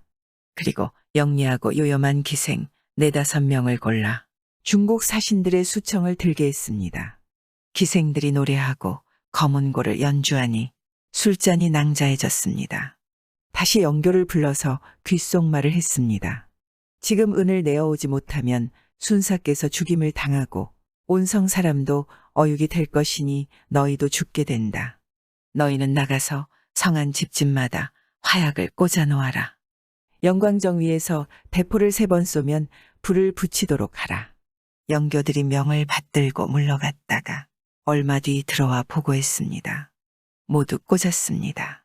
갑자기 대포 소리가 한 번 나니 여러 기생이 중국 사신 옆에 있다가 소문을 몰래 듣고는 깜짝 놀라 오줌 누러 간다는 핑계를 대고 하나둘 나가서 각자 집으로 달려가 소문을 전했습니다. 잠깐 사이에 온성 사람들 모두가 소문을 듣게 되었습니다. 아버지와 어머니를 부르고 처자식을 이끌고 다투어 성 밖으로 나가니 시끌벅적한 소리가 천지를 진동했습니다. 중국 사신은 처음에 포성을 듣고 매우 의아하게 여기다가 시끌벅적한 소리에 놀라 일어나 사정을 탐문했습니다. 영교한 사람이 대답했습니다. 선사포 첨사가 이리저리 하라 했는데 이제 대포 한 번만 더 쏘면 온 성이 잿더미가 될 겁니다요. 중국 사신은 정신이 아찔하고 다급해져 신도 신지 못하고 영광정으로 쫓아가서 금남의 손을 잡고 살려달라 애걸했습니다. 금남은 이치에 따라 그를 꾸중했습니다. 작은 나라로부터 조공을 받는 큰 나라는 부모의 나라요. 사신은 조명을 전하는 사람이요. 연로의 신하들이 정성스레 열심히 접대하는데도 전례 없는 은을 요구하니 진실로 이는 이루기 어려운 일을 요구하는 것이요. 성한 사람들은 죽기는 매한가지라 차라리 잿더미 속에서 함께 죽으려 한다오. 중국 사신이 말했습니다. 내 목숨은 어르신 손에 달렸소이다. 당장 계단 아래 말을 대령시키고 타자마자 떠나겠소이다. 밤새 쉬지 않고 달려서 3일 안에 압록강을 건너겠소이다. 제발 대포를 멈춰주시오. 사신께서는 무례했으니 나는 당신을 믿지 못하겠소이다. 그러고는 포수를 불러대니 중국 사신이 금남의 허리를 안고 1000번 만번 애걸하고 또 울부짖으며 따라다니는지라 마침내 어쩔 수 없다는 듯 허락하고는 말을 재촉해 빨리 떠나라 했습니다. 중국 사신 일행은 무한히 감사해하며 일제의 말에 올라타 바람처럼 번개처럼 달려갔습니다. 과연 3일 안에 압록강을 건너니 순사는 크게 기뻐하며 잔치를 열고 감사를 표했습니다. 이로 말미암아 금남이 세상의 이름을 떨쳤습니다. 금남은 집에 돌아오고 나서 모든 일을 소실에게 물었고 소실을 신사로 대우했습니다. 게으른 문어. 예로부터 조선족들에게는 임신부에게 문어를 먹이지 않는 풍속 습관이 있습니다. 그럼 어찌하여 임신부들에게 유독 문어 고기만을 먹이지 않을까요?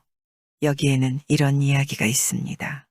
멀고 먼 옛날 바다에 문어, 가재미, 정어리, 준치, 고등어, 명태, 낙지 등 많고 많은 고기들이 살고 있었습니다. 그들은 여름에 잡아들자부터 겨울먹이 식량 준비에 바쁘게 돌았습니다. 그것들은 부지런히 작은 벌레 새끼, 산호, 미역 같은 것을 잡아들이거나 뜯어다 겨울 창고에 넣었습니다. 그런데 유독 문어는 하루살이로 아침에 늦게 나가서는 놀아치며 입가심이나 할 뿐 남들처럼 애를 쓰고 땀 흘리며 식량을 장만하려고 하지 않았습니다. 이 넓으디 넓은 바다에서 먹을 것이 모자랄라고 공연히 맥만 빼며 미루살이 할 건 뭐람. 이렇게 생각한 문어는 남달리 짬만 있으면 흥타령을 부르며 놀기만 했습니다. 이웃들이 타일러줘도 소기에 경이 끼었습니다. 빠른 것은 세월의 흐름이라 어언간 북풍이 휘몰아치고 물이 차가운 겨울이 닥쳐왔습니다. 모든 동무들은 창고배가 터질 듯이 겨울먹이를 잘 장만한 탓에 집에 들어앉아 화기애애하게 지내는데 문어만은 큰일이 났습니다. 여름만치 입고 사처로 헤매고 돌아다녔으나 벌레도 산호도 흔하지 않았습니다. 겨울이 깊어갈수록 먹이는 점점 더 귀해져서 어떤 날에는 하루 한 끼도 입질할 수가 없었습니다. 어쩐다. 그는 몹시 후회했으나 때는 이미 늦었습니다. 그는 하루에도 10번, 20번 머리수판을 튕겼으나 도무지 좋은 수가 떠오르지 않았습니다. 어쩔 수 없이 비락질을 할 수밖에 없었습니다. 명태 동생 있어. 무슨 일이야? 그런 게 아니라 당장 입에 풀칠할 것이 없어서 왔으니 한 끼량만 주시구려. 이렇게 어제는 명태네 집에서 한 끼를 빌어먹고 그 다음날은 또 낙지 아주머니를 찾아갔습니다. 낙지 아주머니 계시오? 무슨 일이요? 다른 게 아니라 당장 입에 풀칠할 게 뚝 떨어져 왔어요. 이렇게 오늘은 낙지네 집에서 한 끼를 때웠습니다. 이럭저럭 그는 한 달을 근근득식으로 살았습니다. 그러나 비락질도 한도가 있고 체면도 한도가 있는지라 몇 곳에 돌고 나니 비락질도 할 수가 없었습니다. 어쩐다. 에라, 이젠 딴 수가 없으니 쥐도 새도 모르게 훔쳐나 먹자. 이리하여 문어는 어느 날 고등어네 창고에 슬쩍 뛰어들었습니다. 그러나 그는 먹이를 꿍져지고 나오다가 그만 고등어 아범한테 걸려들고 말았습니다. 아니, 이 뻔뻔한 놈아, 이 겨울에 벌써 몇 번이나 비락질하기에 그때마다 인정을 베풀어 푸짐히 먹이를 주며 이제부터라도 먹이를 장만하라 일렀건만 이젠 도적질까지 꺼리지 않는구나. 이때 고등어네 집에 모여 새해일을 의논하고 있던 가재미, 명태, 준치, 낙지네들도 우르르 쓸어나왔습니다. 안 되겠어. 이놈을 단단히 혼쭐감을 내줘야지. 명태가 말하자 낙지도 말했습니다. 이놈이 정말 담도 크네. 어제는 우리 집 창고에 기어들어 식량을 매가는 걸 내버려뒀더니 오늘은 또 이곳에 기어들었네. 이놈을 그냥 내버려 두었다가는 온 마을이 거덜나겠소. 문어는 꼼짝 못하고 꽁꽁 묶여 단단한 벌을 받게 되었습니다. 그런데 이때 고기 중에도 제일 우람스런 상어가 달려오더니 다짜고짜 접어들어 문어의 등허리 뼈를 와락 잡아당겨 뽑아버렸습니다. 그 바람에 문어는 한동안 정신을 잃고 쓰러졌습니다. 게으르고 거친 손질에 온몸의 뼈다귀마저 몽땅 뽑히게 된 문어는 반나절이 지나서야 겨우 정신을 수습했는데 그는 할 수 없어 바닷물 속 깊고 깊은 석굴에 들어가 숨게 되었습니다. 그러나 숨는 것은 용이했지만 배고픈 것은 아무리 애를 써도 견딜 수가 없었습니다. 배에서는 연애 연방 꾸르륵 꾸르륵 소리가 나다 못해 정신까지 아찔했습니다. 그러나 아무리 전우좌우를 돌아보고 돌아봐도 먹을 만한 것이라고는 없었습니다. 그의 눈은 마침내 자기의 몸에 미쳤습니다. 그렇지. 이까짓 다리만 많아서 무엇한담. 몇 개쯤 뜯어먹어도 괜찮겠군. 그래서 문어는 자기 다리 하나를 뚝 뜯어 입에 넣고 씹기 시작했습니다. 다리 하나를 뜯어내니 몹시 아프기는 했지만 그래도 배가 부르니 괜찮았습니다. 며칠이 지나가 또 배가 고파 견딜 수가 없었습니다. 에라 기왕지사 하나면 어떻고 둘이면 뭐하나. 그래서 문어는 또 다리 하나를 찾고 부려다 입에 넣고 씹기 시작했습니다. 그렇게 한 해 겨울 동안 자기 다리 8개를 하나 남김없이 죄다 뜯어먹었습니다. 다 먹고 나니 이젠 더 먹을 것이 없었습니다. 그는 할 수 없이 죽은 듯이 누워 따뜻한 봄이 되기를 기다릴 수밖에 없었습니다. 미련하고 게으른 문어는 이렇게 한 해 겨울을 간신히 났습니다. 다행히 날씨가 따뜻해지자 그가 뜯어먹은 자리에서는 그더러 이제부터는 부지런히 일하라고 다시금 다리가 생겨났습니다. 그러나 교훈을 섭취할 줄 모르는 문어는 여전히 따뜻한 철이면 그날그날 입살이나 겨우 하는 둥 마는 둥 하다가 추운 때가 오면 예전 버릇 그대로 석굴에 숨어서 자기의 다리를 뜯어먹고 한 해 겨울을 지내곤 했습니다. 문어는 이렇게 미련하고 게으릅니다. 그래서 우리 선조들은 임신부들에게 문어 같은 뼈다귀도 없고 게으르기도 짝이 없는 그따위 자손은 낳지도 말라고 문어 고기를 절대 먹이지를 않은 것입니다. 환갑잔치의 유래. 옛날 고려에서는 국법으로 수명 제한을 하여 60세가 되면 생매장을 했다고 하는데 이것을 일러 고려장이라고 합니다. 당시 중원에서는 인간 70고개라고 70세가 되면 땅속에다 혼자 거처할 수 있는 집을 짓고 이래 동안 먹을 수 있는 생쌀만 주었다고 합니다. 바로 이런 때에 한 고을에 김서방이라는 사람이 살고 있었습니다. 그는 땅이 없고 소가 없다 보니 남의 집 머슴살이를 하였고 그의 아내는 삭발레를 하면서 겨우 그날그날을 연명해 갔습니다. 그러던 차에 아들 하나를 낳아 기쁘기는 한량 없었으나 그 대신 아내가 일할 수 없게 되어 가뜩이나 쪼들린 살림이 말이 아닌데다가 산후병으로 시름시름 앓다가 그만 약 한 천 못 쓰고 세상을 뜨고 말았습니다. 김서방은 하는 수 없이 넉 달이 된 김도리를 꿍져안고 동네방네 떠돌아다니며 젖동량을 하던 끝에 김도리가 3살이 되자 마음씨 좋고 좀 개명한 이진산의 집에 머슴으로 들어갔습니다. 김도리 7살이 되자 이진산은 공밥을 축낸다면서 송아지를 끌고 나가 먹이라고 했습니다.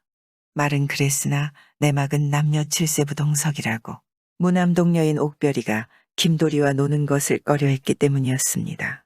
그걸 알 길 없는 김서방이 가만히 생각해보니 자기가 머슴으로 사는 것만 해도 기가 찬데 7살 난 김도리마저 머슴으로 부려먹으려 하니 김도리의 손목을 잡고 그 집을 나왔습니다. 이진산의 집에는 내외가 애지중지하는 옥별이라는 6살 난 외동딸이 있었는데 3년을 하루와 같이 눈만 떨어지면 김도리와 마주 앉아 놀았습니다. 김도리가 가자 옥별이가 어찌나 울며불며 발버둥질을 하는지 이진사내외는 하는 수 없이 김도리를 일을 시키지 않겠으니 제발 떠나지 말라고 빌게 되었습니다. 이리하여 김도리와 옥별이는 또다시 눈만 떨어지면 소꿉노름에 팔려 해가 뜨고 지는 줄을 몰랐고 같이 서당방에 다니며 글을 배우는 사이에 세월은 유수와 같이 흘러 김도리는 어언간 14살이 되었습니다. 김도리 생각해보니 고생 속에 살아오신 아버지가 편안한 날을 보지 못하고 몇 년 안 있어 고려장을 지내야 할 것이니 기가 막혀 숨도 나가지 않았습니다. 그래서 아버지를 쉬게 하고 자기가 대신 머슴으로 들어가려고 했습니다. 그때마다 김서방은 또 아버지대로 불쌍한 아들 하나, 남의 집 자식들처럼 잘 먹이고 잘 입히지 못하는 것이 한이 되어 자기 생전에는 굶어 죽는 한이 있더라도 머슴을 시키지 않기로 마음먹었습니다. 김도리는 하는 수 없이 아버지를 돕기 위해 산에 가서 짐승을 잡고 약부리도 캐어다 팔아서는 맛있는 음식을 사다 아버지에게 대접하기도 하고 묵밭도 여기저기 일구어 이것저것 심고 알들이 갖고 쌀말식이나 거두어 보태는 데서 살림은 조금씩 펴게 되었습니다. 김도리가 17살 나던 해였습니다. 이젠 처녀꼴이 잡히는 옥별이와 전처럼 허물없이 놀 수 없는 처지여서 마음만 은근히 조급했습니다. 게다가 2년만 있으면 아버지를 생매장해야 할 일까지 생각하면 잠이 오지 않았습니다. 이 생각 저 생각하던 김도리는 아버지 모르게 이진사를 찾아가서 자기가 아버지 대신 일하게 해줄 것을 청들었습니다. 늙으신 아버지를 단 하루라도 편히 쉬게 하려는 자식된 도리에서였습니다. 그렇지 않아도 혼처가 들어올 때마다 이 핑계 저 핑계를 대면서 거절하는 옥별이가 아무래도 김도리를 맘에 두는 것 같아서 무슨 기미라도 있는가 해서 은근히 눈치를 보며 근심하던 이진사는 쾌히 승낙했습니다. 그때부터 김도리는 낮이면 아버지 대신에 머슴으로 일을 하고 밤이면 아버지의 앞에 앉아 말동무를 하였습니다. 헌데 제일 걱정거리는 며칠에 한 번씩 꼭꼭 머리를 빗고 따 둘레머리를 틀어 올리는 일이었습니다. 아버지에게 틀어달라고 하면 입버릇처럼 가난이 죄인데다가 쌍놈이 되어서 너를 장가보내지 못한다고 하면서 낙노하시는지라 다시는 아버지한테 그런 근심 걱정을 안 시키기로 마음먹고 머슴들과 노복들을 찾아갔습니다. 그러나 그것도 한두 번이지 번번이 가게 되자 옥별이 보고 틀어달라게. 하면서 놀려주던 것이 나중에는 짜증까지 내는지라 하는 수 없이 옥별이를 찾아가게 되었습니다. 내가 오죽하면 나보고 머리를 따아달라고 하겠니? 하면서 옥별이는 3단같이 긴 머리를 싹싹 빗어주고 틀어준 후 거울을 내보이면서 자, 내 얼굴이 어떻게 생겼나 한번 봐라. 고했습니다. 그래서 난생 처음 제 얼굴을 보게 된 김도리는 그만 얼굴을 붉혔습니다. 내 신수를 보면 한다 하는 양반보다 낫구나. 옥별이는 진심으로 미남인 김도리를 사모했습니다. 이것이 연줄이 되어 김도리는 옥별이가 보고 싶으면 머리를 적셔가지고 찾아갔습니다. 하여 이들 사이에 정은 날이 갈수록 깊어만 졌습니다. 허나 양반과 쌍놈의 상하차별이 하늘 땅 사이인지라 배필을 맺을 수 없는 것이 원통하였습니다. 그런데다가 아버지의 나이도 60세가 되었습니다. 김도리는 아버지가 넉 달 된 자기를 안고 동네방네 찾아다니며 젖동량하여 자기를 기른 정과 어린 자기가 서모의 손에서 구박을 받을까봐 호라비로 늙으시면서 고생고생하신 일들을 생각하자 차마 아버지를 생매장할 수 없어 석 달 열흘을 밤마다 남몰래 양지 쪽 산비탈에다 땅굴을 파고 돌집을 지었습니다. 사시장철 지날 수 있도록 공기통을 빼고 대소변을 볼 수 있는 자리까지 해놓았습니다. 그리고 흙을 파올려 집채 같은 무덤을 만들었습니다. 그런 후에야 아버지를 그곳에 모셨습니다. 아버지와 생이별을 하자니 김도리는 발이 떨어지지 않아서 눈물을 쏟으며 아버지의 두 손을 잡고 아버지, 국법이라 자식으로서도 어쩔 수 없사오. 하지만 아버님 생전에 꼭 며느리의 절을 받게 하려니 아무쪼록 진지를 제때에 드시고 해가 뜨면 햇빛을 쬐시고 밤이 되면 잡념을 버리시고 일찍이 주무세요. 하고 열당부 백당부했습니다. 그 후 하루 삼시로 상식밥을 날라다 떼창 구멍으로 들여보내고는 그 옆에 쭈그리고 앉아 그날에 보고 들은 일들을 아버지에게 낱낱이 고하곤 하였습니다. 이렇게 하기를 1년이 되던 어느 날이었습니다. 김도리는 오래간만에 머리를 적셔가지고 남몰래 옥별이를 찾아가니 그는 수심에 잠겨 있었습니다. 아마도 요즘 혼사말이 여기저기에서 들어온다더니 그래서 그러는가고 생각했습니다. 너 무슨 근심이 있니? 우리 아버지 식사를 전폐하고 누우셨어. 그래? 내가 박대감네 아들한테 시집 안 간다고 화가 동하신 게구나. 아니야. 실은 외국에서 사신이 왔는데 똑같은 백마 두 필에다 한 필에는 새장을 싣고 한 필에는 먹이를 실었는데 어느 말이 애미고 새 새끼는 무슨 새며 무얼 먹는지 알아맞히라는 거야. 헌데 무슨 놈의 새인지 고기도 알곡도 안 먹고 굶어 죽게 됐대. 그래서 나라에선 이걸 알아맞히는 사람에겐 만금상의 일생 동안 국록을 준다고 하였으나 아직 이것을 알아맞히는 사람이 없대. 그래? 거참 야단났구나. 우리 아버지가 그러시는데 그걸 못 알아맞추면 우리나라에 인재가 없다는 걸 알고 우리나라를 침략한대. 그래서 우리 아버진 식사도 안 하시는 거야. 그날 저녁밥을 가지고 아버지의 무덤으로 찾아간 김도리는 아버지, 석반을 받으세요. 하고는 그 앞에 쪼그리고 앉아 옥별이에게서 들은 이야기를 했습니다. 떼창 구멍으로 빈 그릇을 내보낸 아버지는 아들을 불렀습니다. 김돌아, 보아하니 그 새는 공작새 새끼 같구나. 산 사람 입에 거미줄 치려는 말이 있지 않느냐. 납작 거미줄만 걷어다 주면 된단다. 그리고 똑같은 백마가 확실히 애미와 새끼라면 그걸 가려내기는 어렵지 않으니라. 아무리 미물의 짐승이라도 제 새끼 고아하고 생각해주는 사람이나 마찬가지라. 굶겼다가 곱지를 양옆에 바툼에서 대가리가 대가말가하게 한 후에 그 가운데다 맛있는 먹이를 주면 수굿하고 제 앞에 겁만 먹는 것은 애미 말이고 더 먹겠다고 주둥이로 자꾸 끌어가는 것은 새끼 말이다. 그러니 내가 시키더란 말을 하지 말고 내가 가서 맞춰서 만금상을 타다가 어서 장가나 들도록 해라. 라고 했습니다. 하여 김도리는 옥별이를 찾아가서 내가 한번 가서 맞춰볼까? 하고 넌지시 말했습니다. 내가? 정말 알 수 있겠니? 응, 그까짓 건 모르겠니? 정말 정말이지. 헌데 내가 맞춰도 상금을 줄까? 주지 않고 가만 있어. 내 아버지께 여쭤볼게. 옥별이는 나비처럼 날아갔다가 춤을 추며 돌아오더니 보름달같이 환한 얼굴에 새별 같은 눈을 반짝거리며 퐁퐁 뛰기까지 했습니다. 아버지가 빠른 말을 골라 타고 당장 떠나래. 자, 여기 앉아. 내가 머리를 곱게 빗어줄게. 하며 머리를 빗어주던 옥별이는 웬일인지 손을 멈추더니 넌 참 좋겠구나. 하고는 한숨까지 쉬었습니다. 어째서? 만금상 타고 부자가 되면 이내 장가들겠지? 그땐 날 본 척도 안 할 거야. 그 말에 김도리는 불덩이 같은 옥별이의 작은 손을 끌어잡고 아니야. 난 내가 제일 좋아. 하고 속심을 털어놓았습니다. 정말? 정말이지. 헌데 내가 갔다 오는 동안 우리 아버지에게 밥은 해다 드리겠니? 아니, 너의 아버지가 지금도 살아계시니? 응. 김도리한테서 전후 사연을 다 듣고 난 옥별이는 감격해하면서 제가 매일 삼시로 더운 밥을 꼭꼭 해다 드리겠으니 근심 말고 몸성이 갔다 오라고 했습니다. 이리하여 김도리는 빠른 말을 타고 떠났습니다. 임금이 못 맞추면 목을 자른다고 엄명을 내렸으나 그는 태연한 자세로 응답하고는 아버지가 시켜준 대로 척척 알아맞혔습니다. 김도리가 만금상을 타가지고 돌아오자 누구보다도 기뻐한 것은 옥별이었습니다. 김도리가 아버지 무덤에 찾아가서 인사를 하고 상 받은 것을 내놓으니 그동안 웬 처녀가 삼시로 더운 밥에다 고기국을 갖다 주어 잘 먹겠는데 네 집 규중처녀인지 모르겠으니 잊지 말고 찾아가서 인사하라고 했습니다. 그래서 그게 바로 3살 때부터 소꿉질하며 자기와 함께 자라는 이진사의 외동딸 옥별이며 옥별이는 자기를 믿고 여직 시집 안 가고 있으니 부친님만 허락하시면 백년가약을 맺겠노라고 아뢰었습니다. 그러자 김서방은 이진사가 동의하면 자기는 죽어도 눈을 감겠노라고 하였습니다.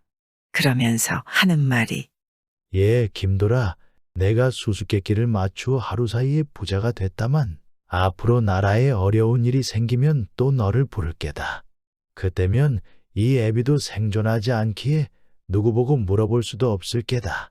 그러고 보면 너만 재앙을 입게 될 터이니 지금은 필요하더라도 내일을 위해서 이 골로 되돌아가서 임금님께 사실대로 아뢰어라. 내사 이미 죽은 몸이니 2번 죽은들 대수로우냐. 김돌이 곰곰이 생각해보니 아버지의 말씀이 100번 지당한지라 눈물을 흘리며 아버지를 하직하고 임금을 찾아가서 사실대로 아뢰고 형벌을 청했습니다. 사연을 다 듣고 난 임금은 내 과시 효자로다. 너 같은 효자가 있기에 나라의 큰일을 해결했는데 어찌 형벌을 가할 소냐. 그리고 60세가 되면 무조건 생매장을 실시한 데서 수많은 인재를 죽였으니 이런 법은 즉각 폐지해야겠다. 내가 돌아가는 즉시로 아버지를 내놓아 햇빛을 보게 하고 장수하도록 모시어라. 하며 고려장 제도를 폐지한다는 방을 써주고 게다가 또 상금까지 후하게 주었습니다. 김돌이는 상금보다도 임금이 써준 방을 보고 또 보며 아버지와 함께 살게 된 기쁨으로 하여 밤낮으로 말을 달려 돌아와 보니 아버지는 옥별이의 살뜰한 보살핌으로 하여 생전이었습니다. 그는 즉시로 떼창문을 부수고 무덤 속에서 아버지를 모셔내온 후 너무 기뻐 덩실덩실 춤을 추었습니다. 그리고는 부친님의 재생의 기쁨을 축하하여 큰 잔치를 베풀고 술을 부어 올리고 절을 한 후 아버지 부디 만수무강하옵소서. 하며 축사를 올렸습니다. 그러자 이진사는 물론 온 마을의 남녀노소가 너도 나도 만수무강을 축하하며 절을 했습니다. 그때부터 61살이 되면 잔치를 차리고 축사하는 법을 환갑잔치라고 부르게 되었습니다. 구독과 좋아요, 알람 설정 부탁드리옵니다.